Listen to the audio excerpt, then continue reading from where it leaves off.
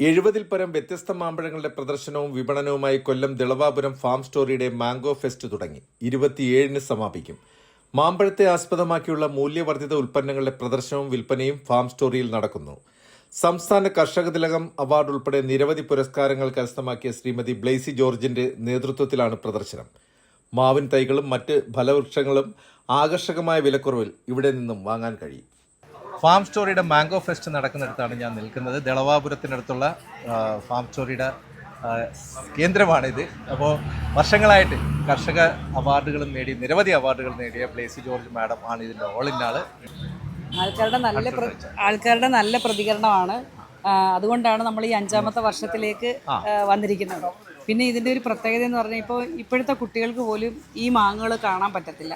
ഇതിപ്പോൾ നമ്മൾ 75ഓളം വെറൈറ്റികൾ ഇവിടെ നമ്മൾ പ്രസൻറ്റ് ചെയ്തിട്ടുണ്ട്. ഇനിയുമുണ്ട്. നമുക്ക് 2 ദിവസത്തിനകത്ത് നമ്മൾ വേറെയും വെക്കുന്നുണ്ട്. അപ്പം നമുക്കത് കാണാൻ ഇപ്പോഴത്തെ കുട്ടികൾക്ക്, ഞങ്ങളൊക്കെ കണ്ടു വളർന്നതാണ്.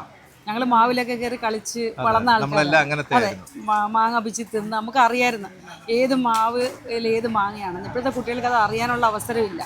അതുകൊണ്ട് ആ കുട്ടികൾക്കും കൂടെ വേണ്ടിയിട്ടാണ് ഒരു അവസരം നമ്മൾ കൊടുക്കുന്നത്. അതുപോലെ തന്നെ ജൈവ കൃഷി.